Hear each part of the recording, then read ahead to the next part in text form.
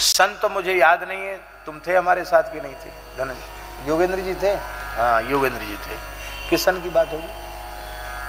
सन हमको भी याद नहीं, इनको भी याद नहीं। योगेंद्र जी थे हमारे साथ। तो हमारे मन में भाव जगा कि हम तो रोज गंगा जी में गोता लगाते, हम अपने ठाकुर जी को भी गोता लगवाएंगे। यदि भी गंगा जल से स्नान कराते थे, लेकिन मन में इच्छा हुई कि इनको गोता लगवाएं।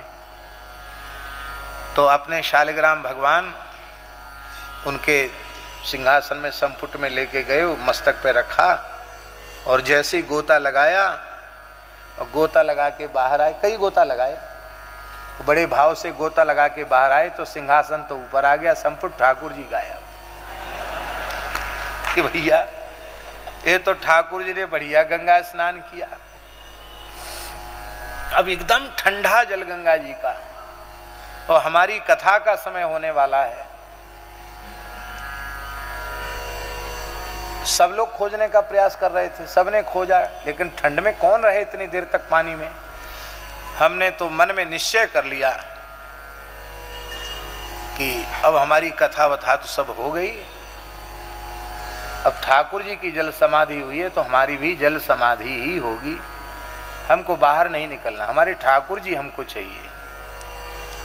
मन बहुत विकल था, कथा की इच्छा ही खत्म हो गई और लोग हमको कह भी रहे थे कि अब ठाकुर जी कहाँ से मिलेंगे। तो हमारे मन में आया कि इनको कथा सुननी होगी तो मिलेंगे, क्यों नहीं मिलेंगे, कोशिश तो करो।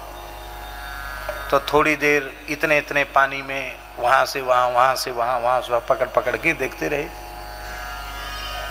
और आश्चर्य की बात है, इतने तीव्र प्रवाह में रह ही नहीं सकती कोई वस्तु, और श्री ठाकुर जी एक एक करके ठाकुर जी आते चले गए और सब सिंहासन में विराजमान हो गए। आज भी ठाकुर जी सिंहासन में विराजमान। सभी ठाकुर जी मिले कि नहीं मिले? कई स्वरूप थे, सब मिल गए।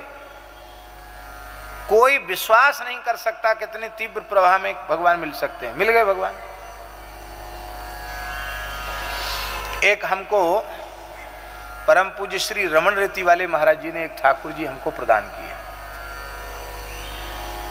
तो वो इतने सूक्ष्म हैं शालिग्राम भगवान कि उनको लेंस के माध्यम से दर्शन हो सकता है, वैसे नहीं हो सकता।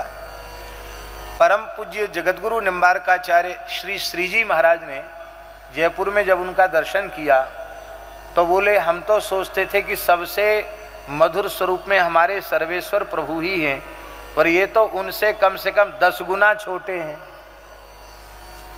तो बोले वाह, ये तो बड़ी दुर्लभ स्वरूप। और आश्चर्य की बात यह है कि उन सूक्ष्म स्वरूप में भी श्री चक्र विराजमान है, पर वो सूक्ष्मदर्शी से दिखता है, लेंस से दिखता, वैसे नहीं दिखता है।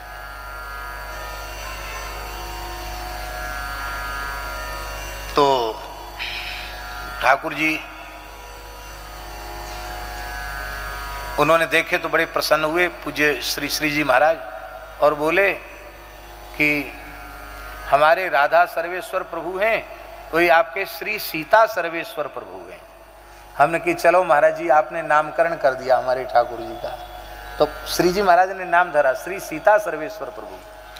तो श्री सीता सर्वेश्वर प्रभु हो गए। अब अपने राम गए कहीं गंगा स्नान, कहाँ गए थे? ऋषिकेश, कहाँ गए थे? अब सेवा पूजा सौंप गए पीछे वाले लोगों को कि अब 2-3 दिन के लिए तो जाना है, तो इतने ठाकुर जी को क्यों ले जाएं। अब उनमें वो सूक्ष्म जो ठाकुर जी हैं वो एक डिबिया में है और उनको वस्त्र में बांध करके रखते हैं कि इसमें जिसमें अलग से पता चले, नहीं तो खो जाएंगे। वो फूल तुलसी में ही चले गए और फूल तुलसी भी स्थान में नहीं, दूर जाकर पुरानी गौशाला में कहाँ विसर्जित हो गई। और हम आते ही ठाकुर जी को देखा, ठाकुर जी नहीं मिले। हमने कहा भाई हम तो अन्न जल नहीं ग्रहण करेंगे, ठाकुर जी नहीं मिलेंगे।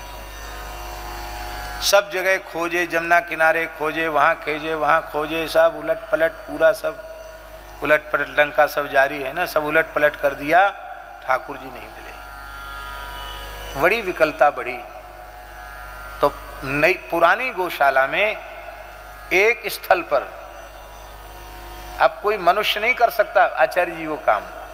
एक स्थल पर तुलसी, बिल्वपत्र, दुर्वा आदि जो भगवान का निर्माल्य है उसके ढेर पर सबसे ऊपर वो विराजमान थे।